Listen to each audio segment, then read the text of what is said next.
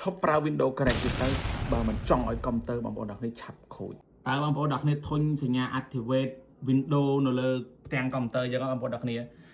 ថ្ងៃនេះខ្ញុំនឹងប្រាប់បងប្អូនទាំងគ្នាពីរបៀបក្នុងការ activate Windows ឲ្យសុវត្ថិភាពនិងអស់លុយតិចបំផុតដោយប្រើ OEM key ហើយចង់និយាយថាចេះ OEM key ហ្នឹងគឺជាស្ថាប័ន license មួយដែលគេលក់ key ហ្នឹងបងប្អូនទាំងគ្នាឲ្យតម្លៃធូរថ្លៃមែនទែនហើយវាល្អជាងការ crack ឆ្ងាយបងប្អូនទាំងគ្នាវាល្អជាង crack ហើយយើងអាច update បានរហូតតែម្ដងបងប្អូនទាំងគ្នាអញ្ចឹងថ្ងៃនេះខ្ញុំនឹងប្រាប់បងប្អូនទាំងគ្នាពីរបៀបទិញ key ហ្នឹងហើយរបៀបទិញ key ហ្នឹងបងប្អូនទាំងគ្នាអាចទៅរកទិញនៅហាង computer ឬក៏បងប្អូនទាំងគ្នាអាចទិញនឹងខ្ញុំឬក៏ទិញនៅក្នុង website ល្បីៗក៏បានដែរតោះអញ្ចឹងកុំឲ្យខាតពេលវេលាយូរបងប្អូនទាំងគ្នាទៅមើលពីរបៀប activate ទាំងអស់គ្នា let's go តោះបងប្អូនទាំងគ្នារបៀប activate បងប្អូនទាំងគ្នាចូលមកកាន់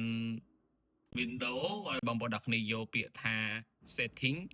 អូខេបន្ទាប់ពីចេញ setting រួចហើយវានឹងចេញ Windows activate បែបយើងបែបនេះបងប្អូនទាំងគ្នាបន្តមកបងប្អូនទាំងគ្នាចុចពាក្យថា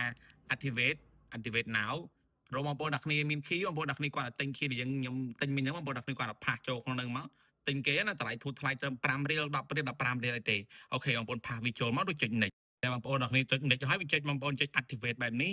បងប្អូនចុច activate មកវានឹង activate key ដែលយើងទិញមិញហ្នឹងឲ្យយើងហើយអស់លុយតិចសុវត្ថិភាពត្រឹម10រៀលឬក៏15រៀលអញ្ចឹងបងប្អូនទាំងគ្នាឥឡូវ activate គ្រីសរួចរាល់ហើយបងប្អូនទាំងគ្នាកុំប្រើ crack អីបងប្អូនទាំងគ្នាវាធ្វើយើងប៉ះពាល់ដល់ computer យើងឬក៏